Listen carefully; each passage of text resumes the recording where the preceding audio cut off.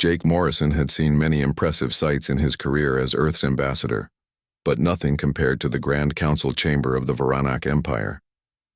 The entire room seemed to float in space, made of crystal that sparkled with light from distant stars. He stood next to Dr. Lisa Wong, Earth's lead linguist, as they waited to present humanity's achievements to the most powerful beings in the galaxy. The room held 12 members of the Varanak High Council. They didn't look like any creatures Jake had seen before. Some were tall and transparent like living glass. Others appeared to be made of pure energy, their bodies shifting and changing like colored smoke. The most impressive was High Regent Zethivora, who sat in the center. His body was a shell of metal that contained swirling light, and his voice seemed to come from everywhere at once. Ambassador Morrison of Earth. The translation device in Jake's ear made Zethivora's sounds into words. Your species has requested to join our alliance. Show us what your people can offer. Jake took a deep breath. 3 years of preparation had led to this moment. He activated the holographic display device, Earth's finest technology.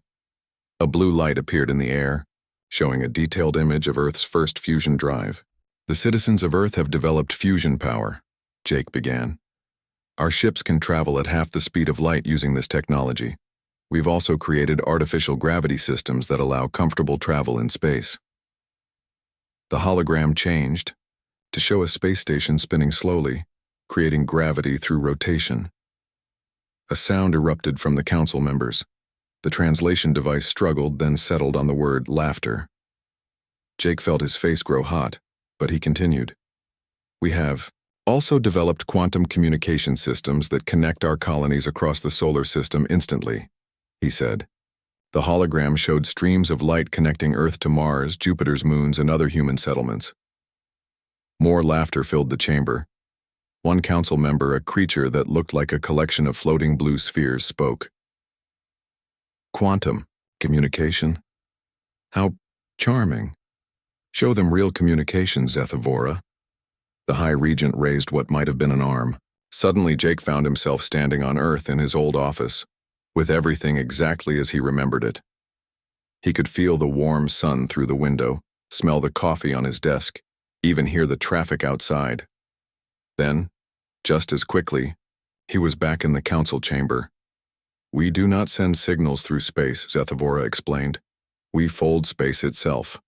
Any message arrives instantly, anywhere in our empire. Jake's enthusiasm dimmed, but he pressed on. Our fusion drives.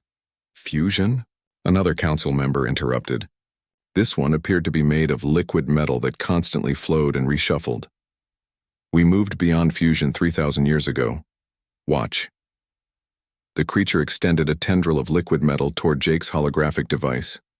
The device simply vanished, unbroken or destroyed, but converted into something else entirely. In its place, a small star appeared no bigger than Jake's fist, burning with real nuclear fire. We create matter from thought, the creature explained.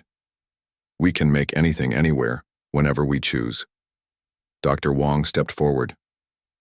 She had been quiet during the presentation, but Jake noticed her making careful notes. Your achievements are remarkable, she said. We would be honored to learn from your civilization. Perhaps there are areas where our different approaches might complement each other. This brought the loudest laughter yet. Several council members appeared to be vibrating with amusement, their energy forms flickering like candle flames in a strong wind. Complement each other? Zethivora repeated. Child of Earth, your species still uses chemical rockets to escape your own atmosphere. You celebrate traveling to your nearest star in decades when we cross the galaxy in moments. What could you possibly offer us? We offer friendship, Jake said quietly, and perhaps a different perspective on solving problems. Different perspective? Another council member spoke up, this one resembling a cloud of shifting black smoke. There is only one perspective that matters. The correct one. We have mastered the forces of reality itself. We shape time, bend space, and command life and death. What you call technology, we call children's toys.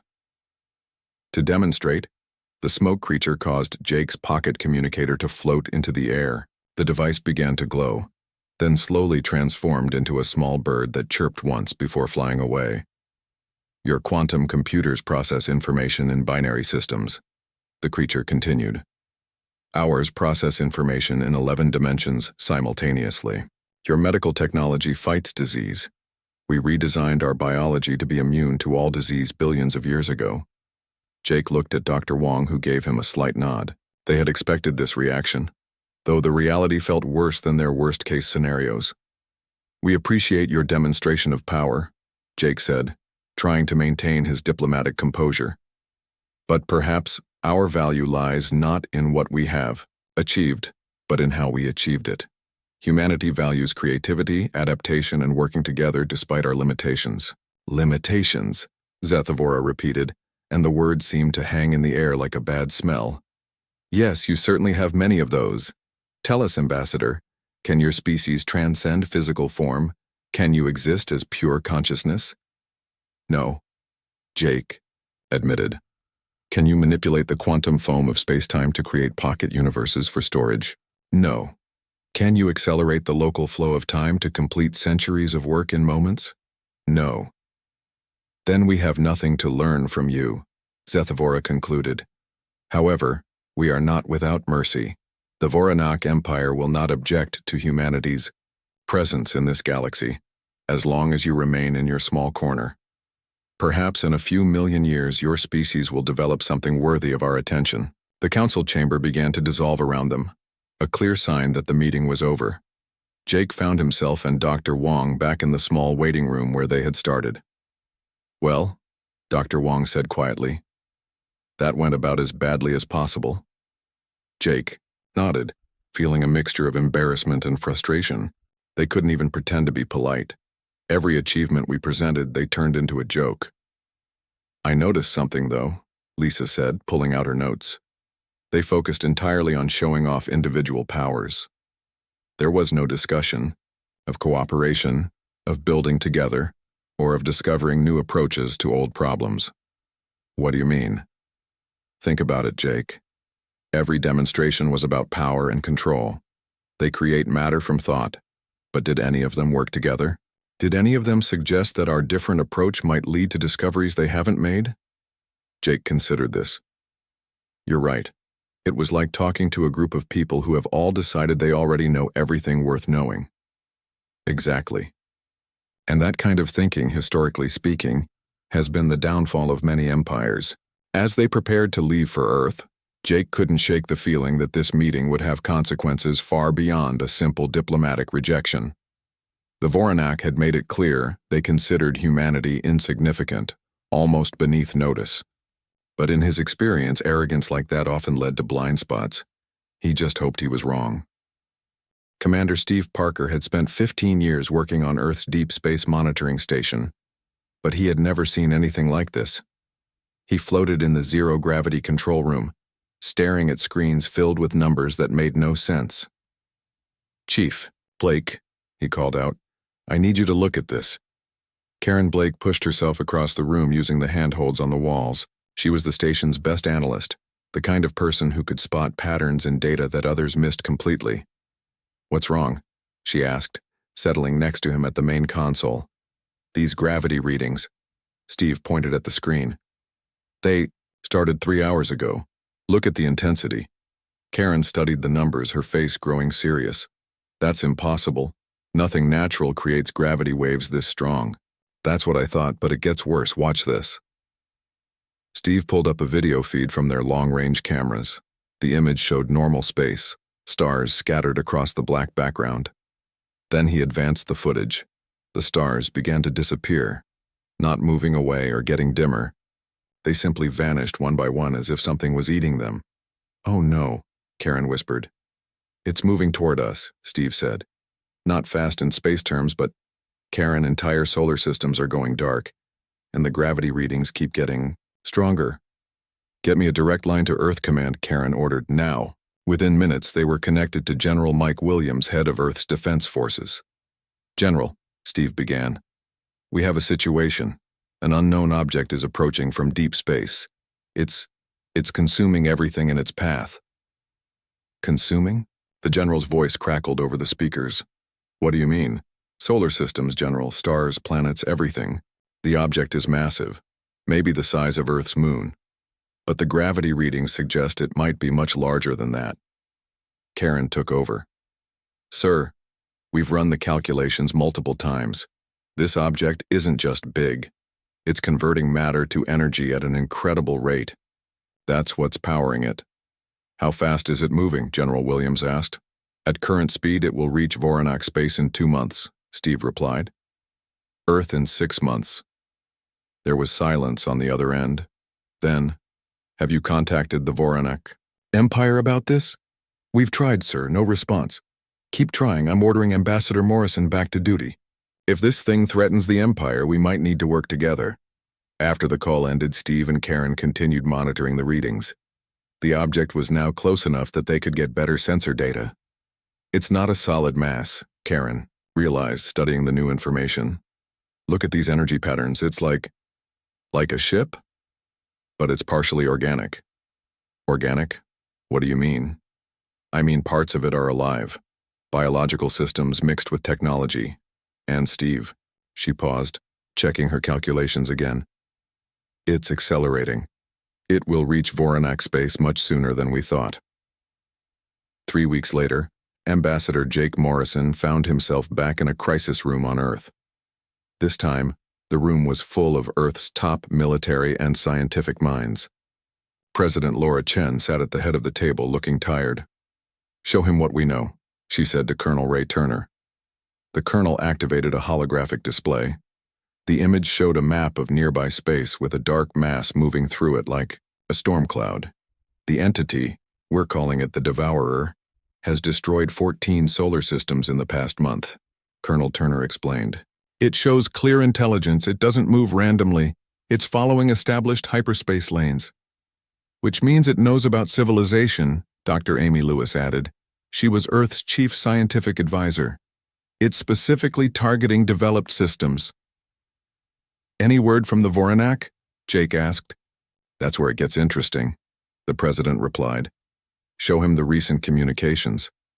A series of scrambled messages appeared on the screen. Most were just static, but a few words came through. Unprecedented threat. All technology failing. Require assistance. Earth, respond. These came from Voronak space? Jake asked, surprised. From multiple systems, Colonel Turner confirmed. And they're getting more desperate. The Devourer entered Voronak territory yesterday. But their technology is so advanced, Jake said.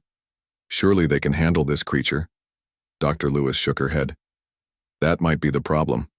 The more advanced the technology, the more the Devourer seems attracted to it. It's like a predator drawn to energy signatures.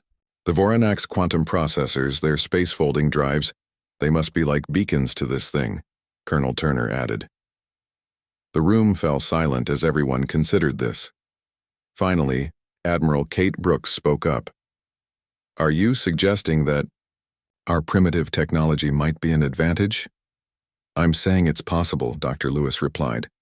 The Devourer doesn't seem to notice simpler systems as readily. It's focused on high-energy signatures, quantum activities, reality manipulation. President Chen looked at Jake. Ambassador, what do you recommend? Jake thought back to his meeting with the Voronak. Their arrogance, their dismissal of human technology. Now they were in trouble, coming to Earth for help. We helped them, he said firmly. After they mocked us? Colonel Turner asked. Because it's the right thing to do, Jake replied. And because if the Devourer destroys the Voronak, Earth is next. There's something else, Dr. Lewis said quietly. We've analyzed the energy patterns. This creature isn't just hunting for food or resources. It's specifically destroying advanced technological civilizations, as if that's its purpose. Like a cosmic antibody, Admiral Brooks suggested, eliminating threats to some larger system. Possibly, Dr. Lewis agreed, which means our backward technology might be our salvation. President Chen made her decision. Contact the Voronak. Tell them Earth is willing to help, but we work together as equals this time. Yes, ma'am, Jake said. As the meeting ended, Jake found himself talking with Dr. Lewis. "Do you really think our simpler technology could help?" he asked. "I think our greatest strength isn't our technology at all," she replied. "It's our ability to adapt, to think outside established patterns. The Voronox spent millions of years perfecting their systems. They might have forgotten how to be flexible, and flexibility might be what's needed against this thing." "Exactly. Sometimes the best solution isn't the most powerful one. Sometimes it's the most creative one." Jake nodded, feeling a strange mix of hope and fear. Earth's hour of testing was approaching, but for the first time in human history, an advanced alien civilization was coming to them for help. Back in space, the Devourer continued its relentless advance. The last message from Voronox space was just one word, repeated over and over: "Help, help, help." The monitor screens in Steve's station showed the gravity readings growing stronger by the hour. Whatever this thing was, it was coming, and it was hungry. Captain Sam Rodriguez had never been this far from home. The Earth's Guardian moved slowly through space at the edge of Voronox territory, its crew silent as they approached the coordinates where the Devourer was last seen. "Readings are getting stronger," reported engineer Lisa Martinez from her station. "Whatever it is, it's big. Big doesn't begin to cover it," added weapons specialist Joe Thompson, studying his instruments. "The gravity distortions are off the scale." Sam sat in the captain's chair watching the main screen. "Dr. Johnson, what are your scanners telling us?" Mary Johnson, the ship's xenobiologist, looked up from her console. "Captain, I'm getting biological readings mixed with technological ones. It's unlike anything I've seen before." "Biological?" Sam asked. "You mean it's alive?" "Partially. It's like someone took a living creature and merged it with a machine. But the scale?" She paused, adjusting her equipment. "Sir, if these readings are correct, this thing is the size of a small moon. Put it on screen," Sam ordered. The main display activated, showing the darkness of space ahead. Then slowly, as the computer enhanced the image, they saw it. "Holy," Joe Thompson whispered. The Devourer filled the screen. It wasn't a ship or a simple creature. It was something completely different. Its surface moved like living flesh, but technology was clearly visible throughout its structure. Massive tentacles, each the size of a Earth city, stretched out in all directions. These tentacles glowed with electricity and seemed to be capturing energy directly from nearby stars. "My God," Lisa Martinez breathed. "It's beautiful and terrifying at the same time." Sam studied the creature more carefully. Those tentacles, they're not just moving randomly. They're gathering energy from everything around them. "Captain," Dr. Johnson reported, "I'm detecting organized patterns in the biological systems. This isn't just some random space monster. It's intelligent." "How can you tell?" "The way it moves, the way its tentacles target specific energy sources. It's not feeding randomly. It's selecting what it consumes." As they watched, one of the tentacles reached toward a nearby asteroid belt. The rocks didn't just disappear, they seemed to melt, their matter converting directly into energy that flowed back into the creature's main body. "It's like watching someone drink a milkshake," Joe observed.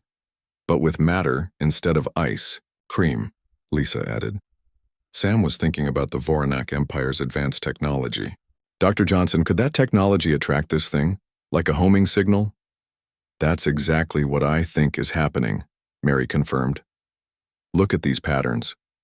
She transferred data to the main screen. The creature isn't moving randomly. It's following specific energy signatures. Quantum signatures, Lisa realized. The same ones the Voronox use for their advanced systems. Which means the more advanced the technology, the more attractive the target, Sam finished. That's why it's heading straight for Voronox space. As if responding to their discussion, the Devourer suddenly shifted direction. Its massive body turned toward their ship, and dozens of tentacles began moving in their direction.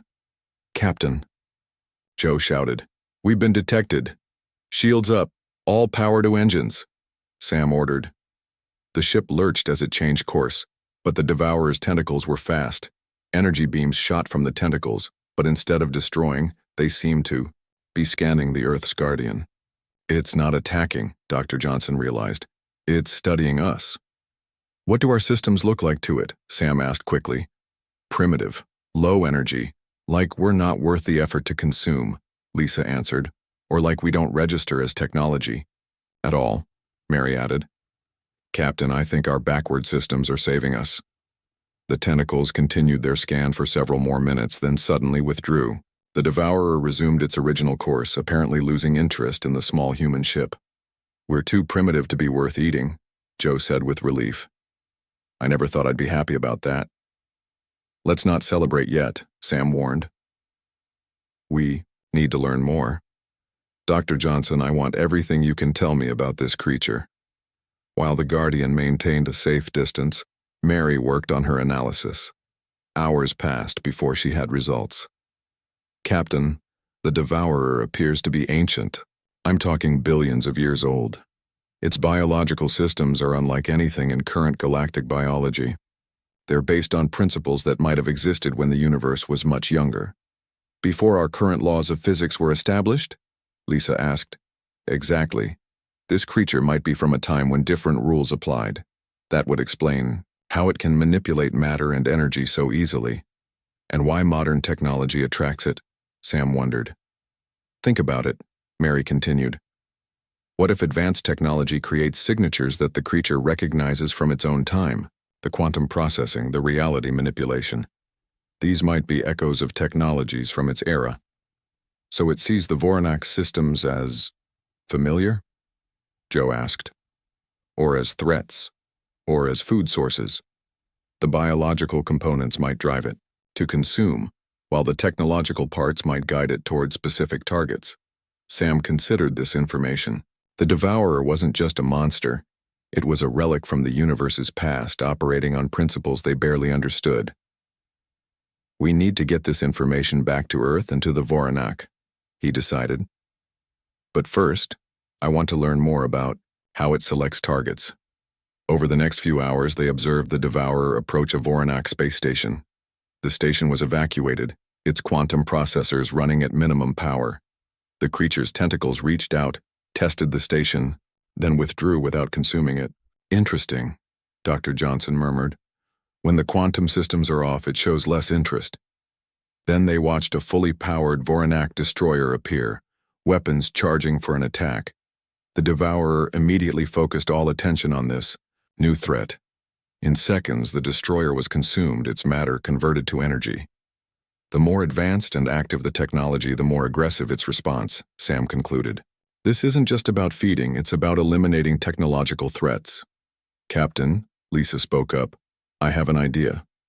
What if we could mask the Voronak's technology somehow? Make it look primitive to the Devourer? How would we do that? Joe asked. I'm not sure yet, but if our basic technology doesn't trigger its hunting response, Sam nodded. We might have found our answer, but first we need to get home and share what we've learned. As the Guardian turned toward Earth, the crew watched the Devourer continue its path into the heart of Voronak space.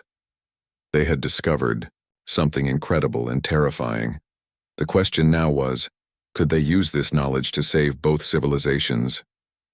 Set course for Earth, Sam ordered. Maximum speed. The small human ship raced away, carrying information that could change the fate of the galaxy. Behind them, the Devourer continued its ancient hunt, unaware that its next targets might have found a way to hide.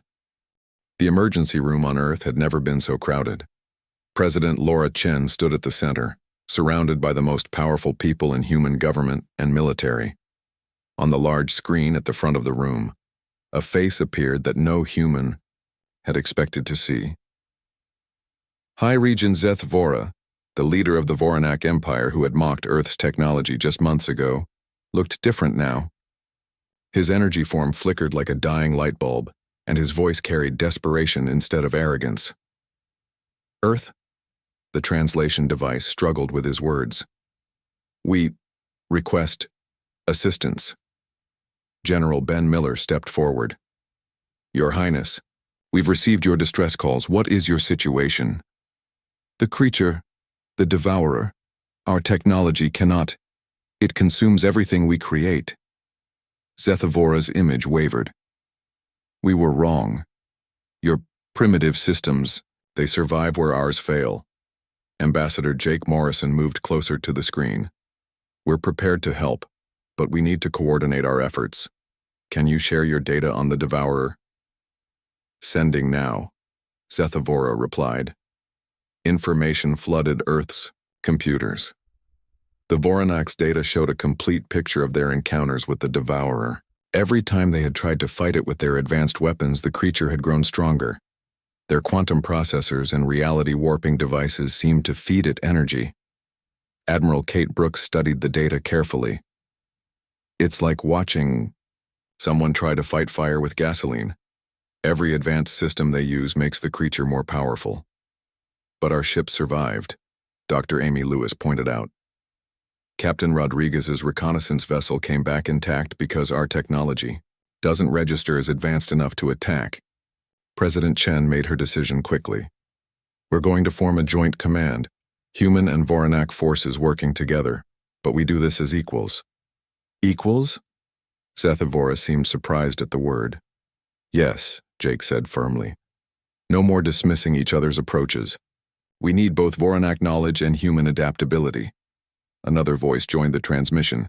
High Counselor Zeth Vaughn, one of the council members who had laughed at Earth's demonstration.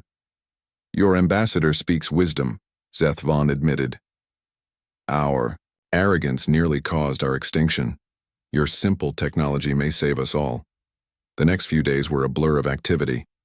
Human engineers worked alongside Voronak scientists, despite the massive differences in their approaches. Chief Todd Wilson, Earth's top engineer, found himself trying to understand Voronak quantum systems while teaching them about human electromagnetic technology. It's like comparing a horse and a rocket, Todd explained to his team. Both can take you places, but they work completely differently.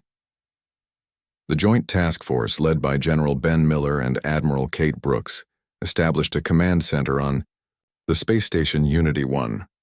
Voronak officers, used to instant quantum communication, learned to use human radio systems.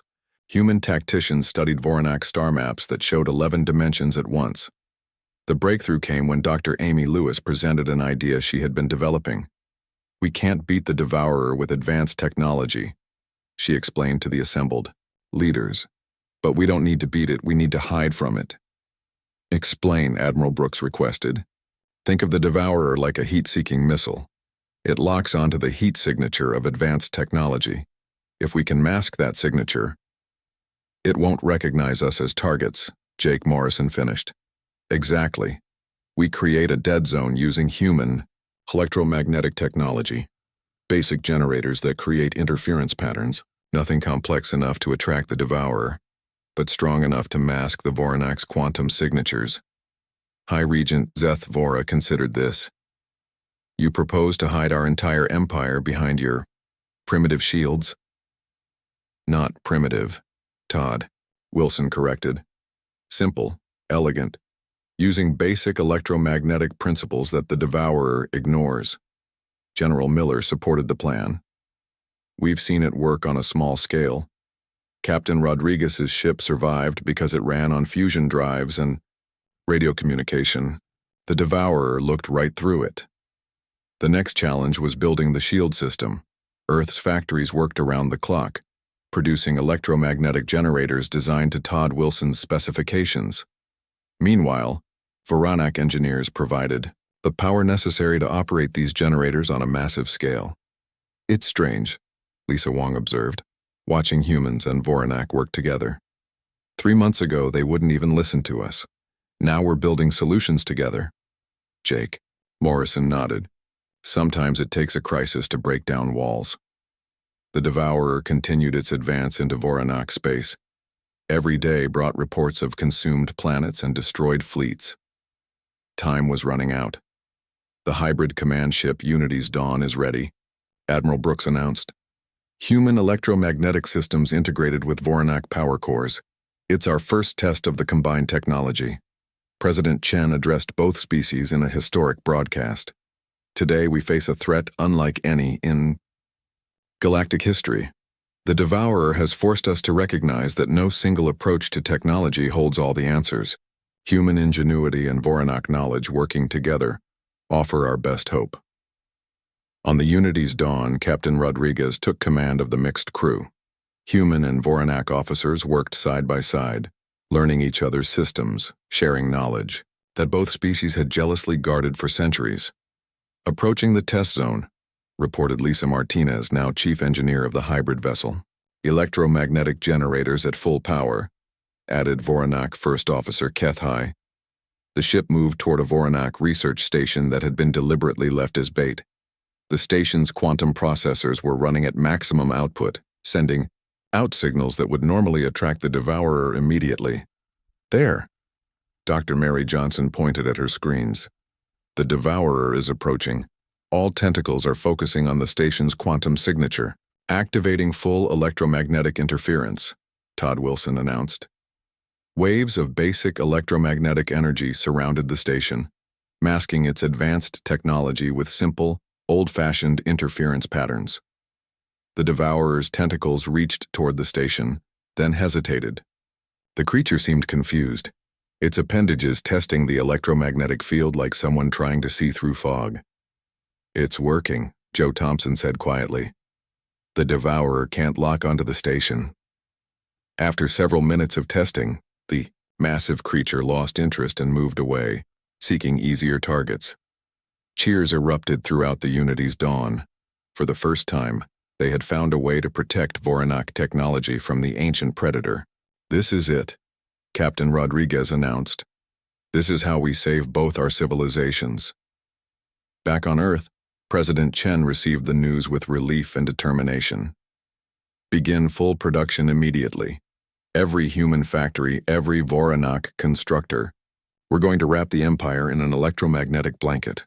The alliance between the two species had been born from desperation, but as they worked together, something else began to grow.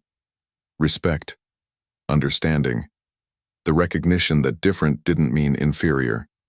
The final battle was approaching, and, for the first time, both Earth and the Voronak Empire believed they might actually survive it.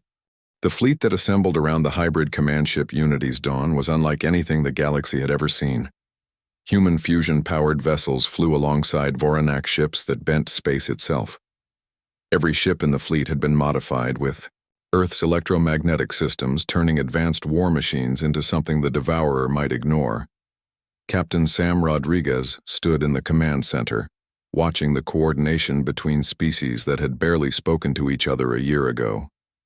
Lisa Martinez monitored the electromagnetic generators, while Voronak engineer HFY checked the quantum power distribution systems.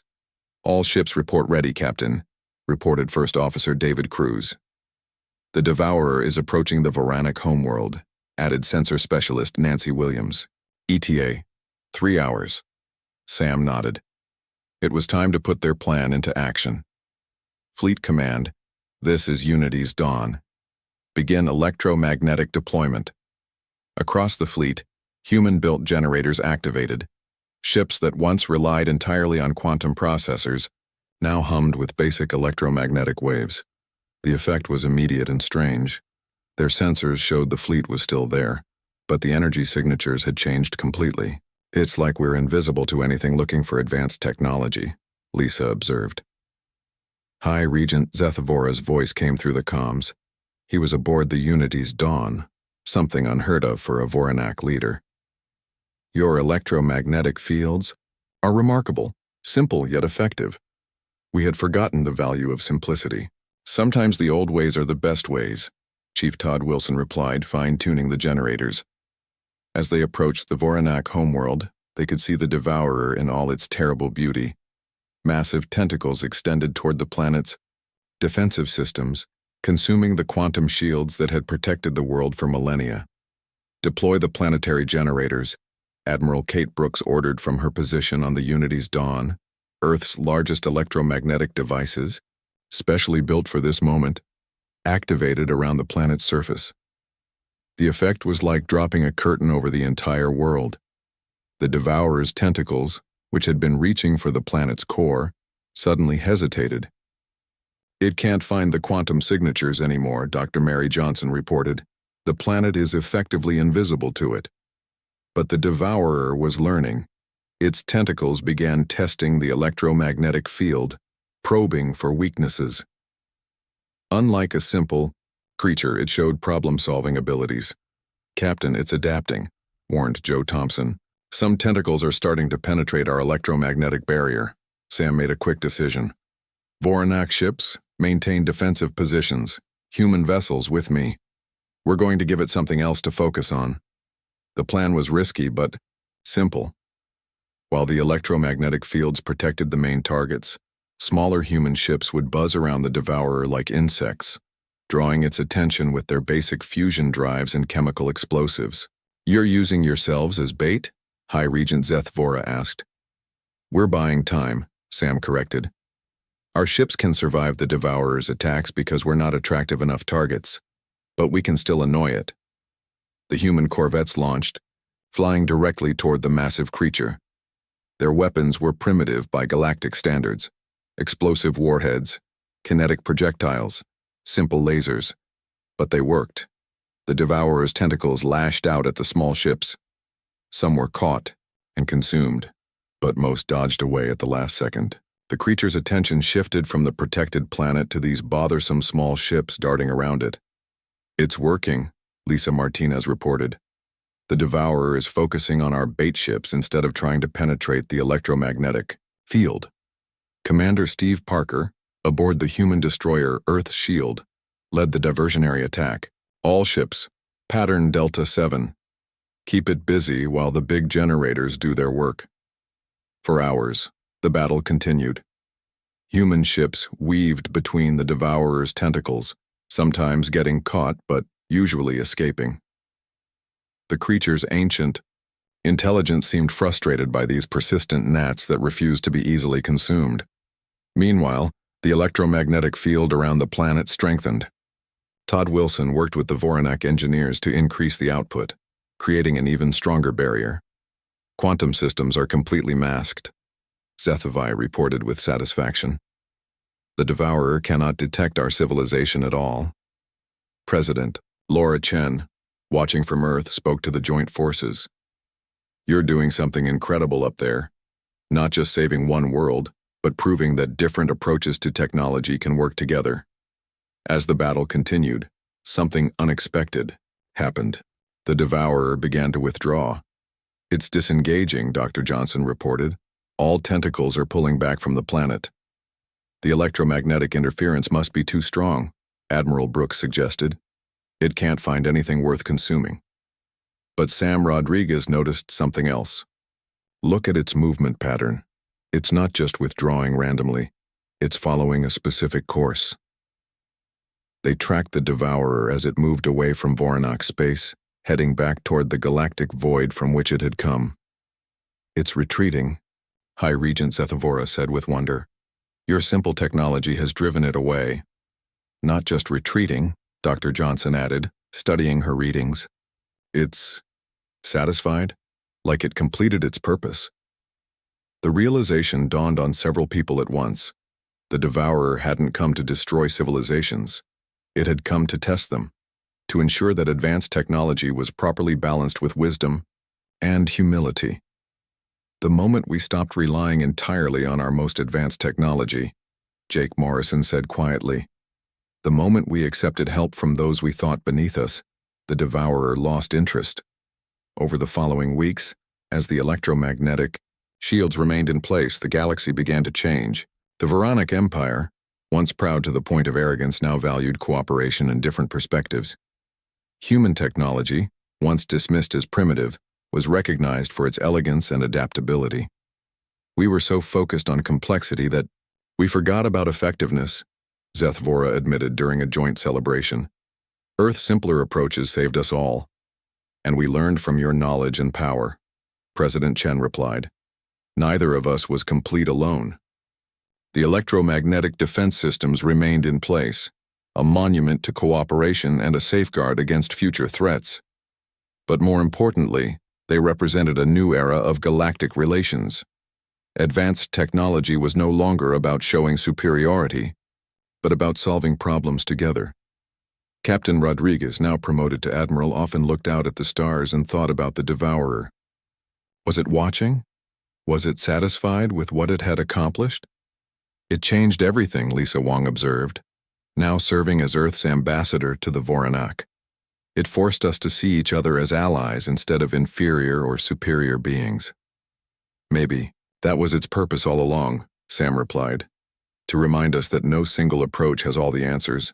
In the end, humanity's greatest contribution to the galaxy wasn't their technology or their weapons.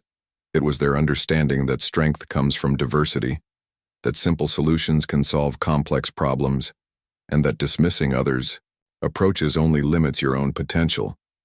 The Devourer never returned, but its lesson remained. The galaxy had learned that true advancement comes not from individual superiority, but from working together, combining different strengths, and never forgetting that sometimes the simplest solution is the best one.